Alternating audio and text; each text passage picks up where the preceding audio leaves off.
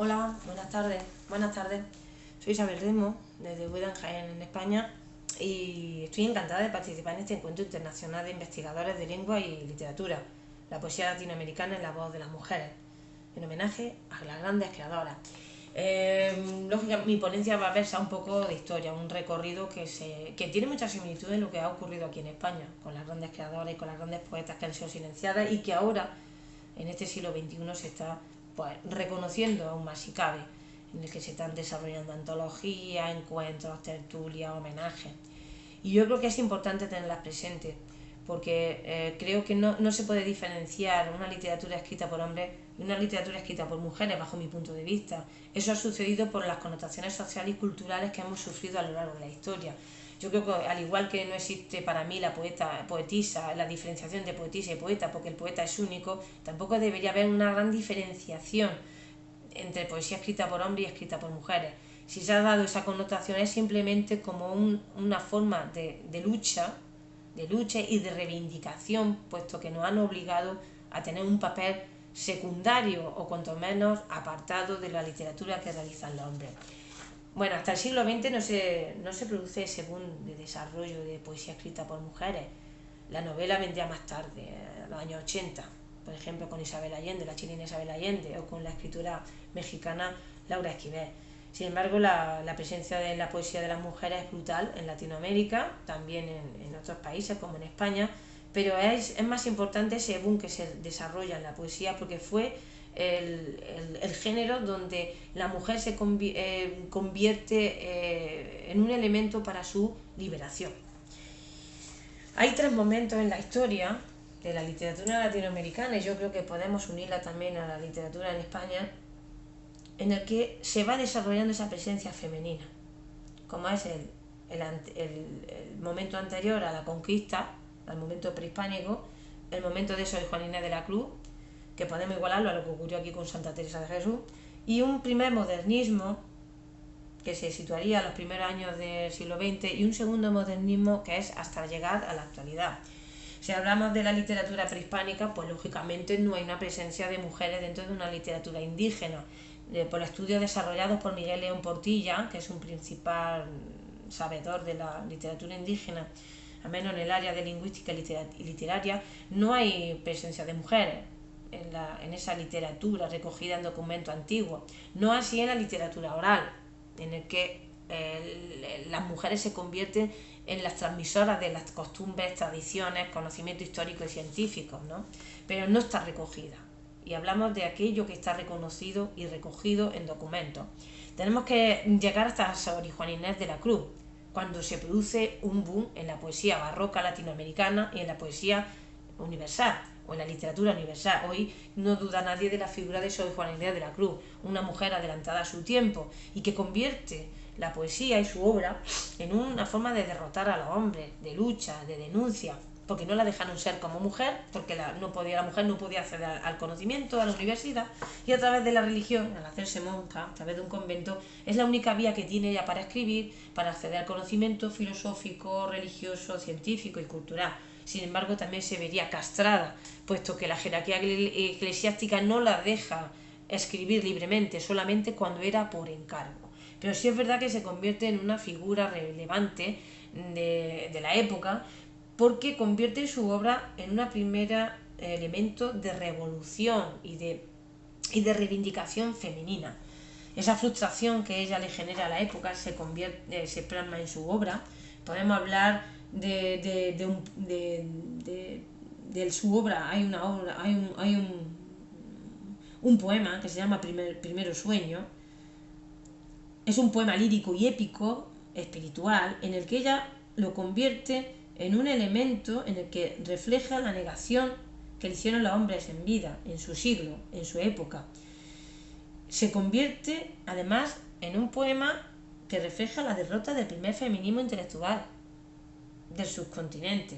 Es decir, ella, en ese poema y en su obra en general, ella enfrenta los lineamientos de toda una época, destacándose como una mujer que denuncia el ordenamiento social, cultural al que se y religioso en el que se sometía a la mujer.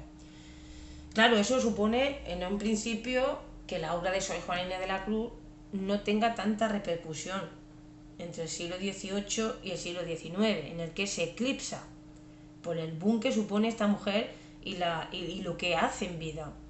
Y es a partir de finales del siglo XIX, a primeros del XX, cuando su figura empieza otra vez a resaltar. También es verdad que gracias a la figura de Sor Juana Inés de la Cruz se convierte en una mujer de ejemplo para otras grandes creadoras como fue Gertrudis Gómez de Avellaneda o Adela Zamudio, que con ella el siglo XX se convierte, los primeros años del siglo XX se convierte en el siglo de despertar de las mujeres, como digo, ¿no? A lo largo de esta época, los primeros años, empiezan a haber un montón de mujeres que se empiezan a colocar tímidamente en selecciones y antologías literarias, aún no estaban reconocidas. Hablamos de Juana Ibarburu, de Alfonsina Storni, de Gabriela Mistral, que consigue el premio Nobel de Literatura para Latinoamérica, cuando antes había muy pocas mujeres que habían conseguido un premio Nobel. Y estas mujeres se convierten en las portavoces de la literatura criolla, la literatura romántica y la literatura modernista también. Para mí mis figuras centrales, Gabriela Mistral y Alfonsina Storni, para mí también Juana Ibarburu, pero creo que Alfonsina Storni sobre todo representa esa poesía brutal, violenta, de protesta implícita, de versión extrema del romanticismo, puesto que se suicida con 45 años, obligada porque no está satisfecha con su vida, no está satisfecha con lo que está viviendo, la muerte de Hugo Quiroga, el hecho de que tenga un cáncer en la castra como mujer, y eso le lleva al suicidio. Pero ella se convierte en una vanguardia feminista, en una vanguardia que con su poesía reivindican y denuncia su situación dentro de un mundo de hombres incomprendida. Hablamos también más adelante de otras mujeres como puede ser Gioconda Belli, Rosalía Alarcón, la salvadoreña Claudia Lars, o incluso hablamos también de Rosario Castellano, esta última convertida en poeta y narradora, además de académica, diplomática y revolucionaria, es decir, los grandes movimientos revolucionarios del siglo XX son utilizados por estas mujeres para reivindicar su posición dentro de una sociedad que las tiene limitadas. No solo hablan de la mujer, no solo hablan de un mundo poético y humano a través de sus ojos, de sus sentimientos, de sus emociones o de su ser de mujer, sino que hablan además de justicia, de libertad, de reivindicación, de una posición que hasta ahora se le estaba negando o cuanto menos se le daba tímidamente como un intento de dejarlas pues conformes. Yo creo que, y sobre todo Rosario Castellano, tiene poemas que hablan en este sentido de buscar nuestra propia identidad como mujeres. Ella dice: debe haber otro modo que no se llame Safo, ni Mesalina, ni María Giciaca, ni Magdalena, ni Clemencia Isaura. Otro modo de ser humano y libre, otro modo de ser. Convierte en su verso en una reivindicación, ya hablamos de feminismo, sino de libertad individual, no por ser mujeres, sino por ser personas humanas con derechos, con deberes, con obligaciones y también con necesidad de ser valoradas dentro de esta sociedad. La situación en España, como digo, es prácticamente más o menos lisa con lo que estamos comentando.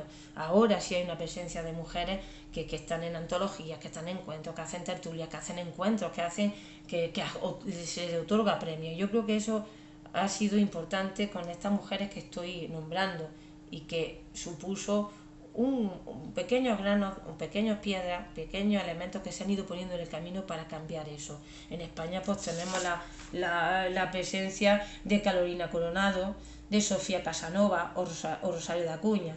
Siempre han sido elementos que se han ido uniendo entre la literatura que se hacía en Latinoamérica con la de aquí. Eran figuras hermanadas, porque Latinoamérica tiene un importante unión entre nosotros, y creo que eso ayudó a que fuéramos unas y otras ejemplos de superación.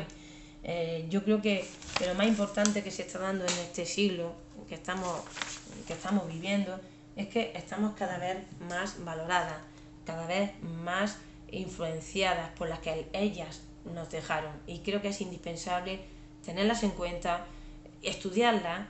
Para mí ha sido una maravilla esta ponencia porque me ha permitido conocer autoras que a lo mejor las conocía pero no tanto, tan abiertamente como ahora sí las conozco. Entonces creo que debemos reivindicar a través de encuentros como el que estamos desarrollando, en el que ellas sigan figurando como ejemplos para seguir adelante. Y con esto me despido. Me hubiera gustado estar más tiempo, es increíble e interesantísimo este tema, pero espero que os haya gustado. Me extendí un poquillo más de la cuenta, pero bueno, un beso enorme desde España y encantada de poder participar en este tipo de temáticas. Un beso enorme a todas y a todos. Que la poesía nos una. Un beso.